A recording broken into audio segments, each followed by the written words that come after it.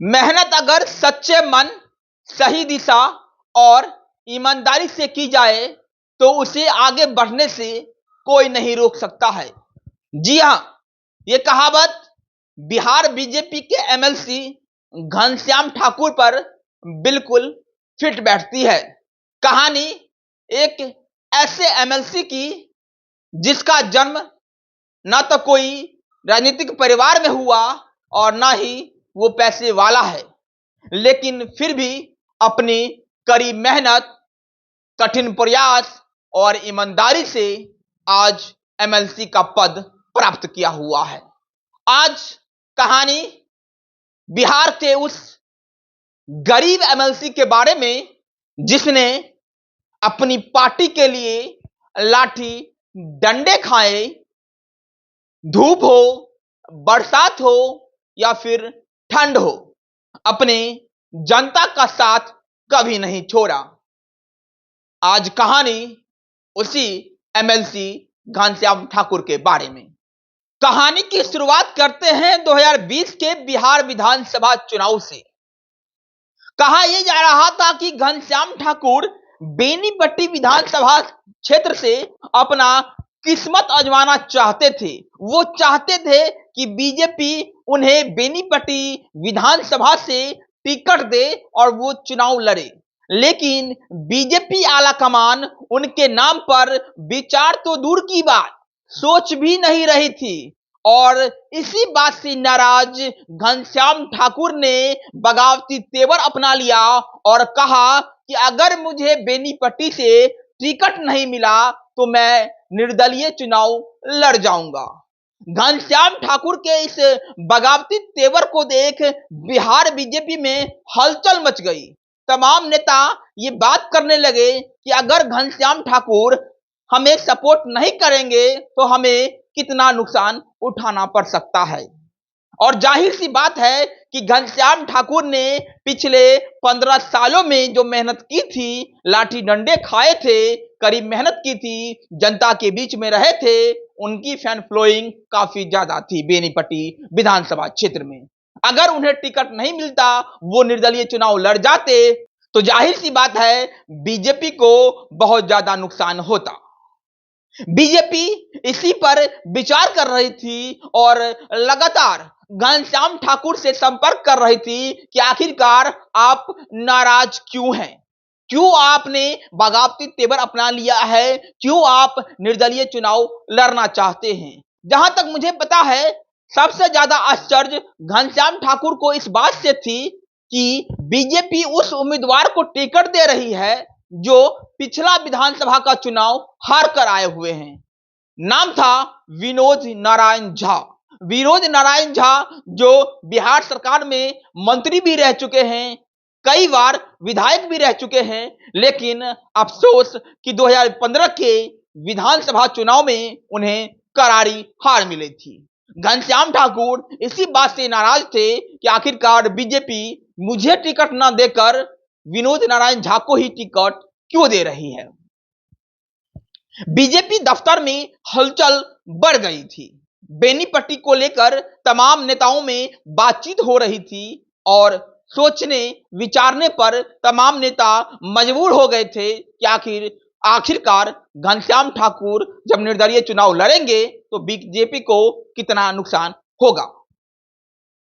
BJP को इस बात की आशंका जरूर थी कि अगर घनश्याम ठाकुर निर्दलीय चुनाव लड़ते हैं तो उन्हें बहुत ज्यादा नुकसान उठाना पड़ेगा।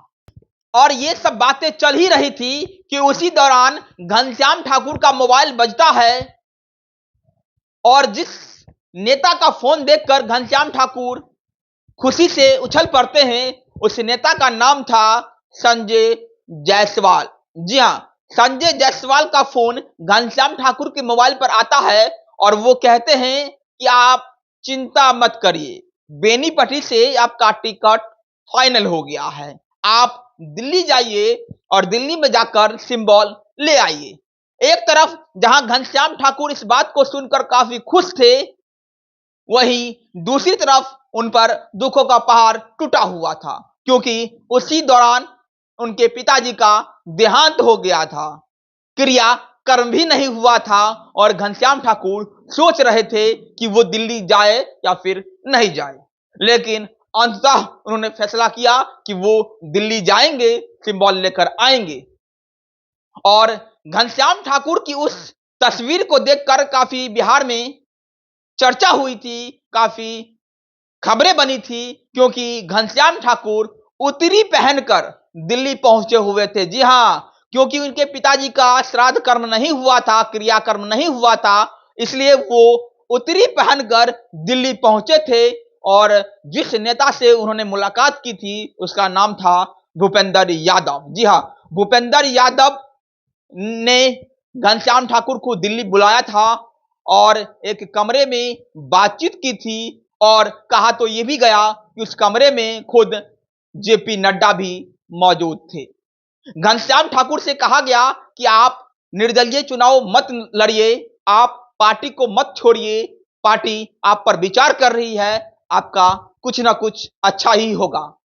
लेकिन घनश्याम ठाकुर तो दिल्ली सिंबल लाने गए थे। घनश्याम ठाकुर जिस खुशी के साथ दिल्ली पहुंचे थे, उन्हें निराशा हाथ लगी, क्योंकि कहा यह गया कि आपको टिकट नहीं दिया जाएगा, टिकट विनोद नारायण झा को ही मिलने जा रहा है। लेकिन आप चिंता मत करिए, बीजेपी आप पर विचार कर रही है, कुछ बढ़िया आपको मिलेगा।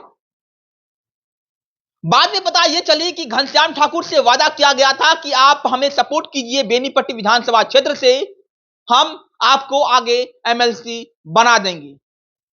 और इसी वादे के साथ घनश्याम ठाकुर दिल्ली से बिहार वापस लौट आए। और जैसा कि उन्होंने बीजेपी से वादा किया था चुनाव नहीं लड़ने का, हुआ भी ठीक कुछ ऐसा ही। घनश्याम ठाकुर ने बेनीपट्टी विधानसभा से बीजेपी के उम्मीदवार विनोद नारायण झा को खुला समर्थन दिया, और इसका परिणाम यह हुआ कि बीजेपी के उम्मीदवार विनोद नारायण झा ने भारी मतों से चुनाव जीत लिया। चुनाव जीतकर विनोद नारायण झा विधानसभा पहुंच गए। लेकिन अब बारी थी घनश्याम ठाकुर की, क्योंकि बीजेपी ने जो वादा घनश्याम ठाकुर से किया था, क्या वो वादा बीजेपी निभाती, ये बहुत बड़ा सवाल था। लेकिन बीजेपी ने अपना वादा बखूबी निभाया।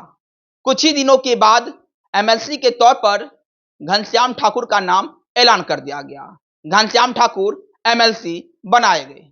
लेकिन कहानी यही खत्म नहीं होती है, कहानी अभी जारी है, क्योंकि अक्सर हम देखते हैं कि एमएलए एमएलसी बनने के बाद नेताओं का रौब रुतबा सब बदल जाता है। लेकिन घनश्याम ठाकुर जमीन से जुड़े हुए नेता है, वो जानते हैं कि जनता क्या होती है, और इन्हीं बातों को ध्यान में रखते हुए घनश्याम ठाकुर अभी भी एमएलसी बनने के बाद भी जनता के बीच में रहते हैं। पटना के सरकारी घर को छोड़कर वो धूप हो, बरसात हो या फिर ठंड हो, अभी भी जनता के बीच में दिखाई देते हैं। और यही कारण है कि आगामी 2025 के बिहार विधानसभा चुनाव में बेनीपट्टी विधानसभा से बेनीपट्टी की जनता घनश्याम ठाकुर की मांग कर रही है, क्योंकि वर्तमान में जो विधायक है विनोद नारायण झा, उनसे जनता खासा निराश है, नाराज है, क्योंकि विधायक जी बरसाती मेढक की तरह है। जैसे बरसाती मेढक बरसात खत्म होने के बाद गायब हो जाते हैं, ठीक विधायक जी भी चुनाव जीतने के बाद गायब होते हुए दिखाई देते हैं। यही कारण है कि बेनीपट्टी की जनता की मांग है कि अगर बीजेपी उम्मीदवार नहीं बदलती है तो हम वोट नहीं देंगे, बीजेपी को उम्मीदवार बदलना पड़ेगा, हमें घनश्याम ठाकुर के जैसा नेता चाहिए। अगर बीजेपी घनश्याम ठाकुर को टिकट देगी तो हम उन्हें जरूर वोट देंगे। अब देखना होगा और बीजेपी को भी सोचना होगा कि घनश्याम ठाकुर को क्या 2025 के विधानसभा चुनाव में टिकट मिलेगा या नहीं। अगर टिकट नहीं मिला तो जाहिर सी बात है बीजेपी को इसका नुकसान उठाना पड़ेगा। घनश्याम ठाकुर की कहानी हमें सिखाती है कि अगर मेहनत, सच्चे मन, सही दिशा और कड़ी ईमानदारी से की जाए तो एक ना एक दिन सफलता जरूर मिलती है। मेरा नाम वरुण झा है, आप मीडिया गैलरी देख रहे थे। बहुत बहुत धन्यवाद।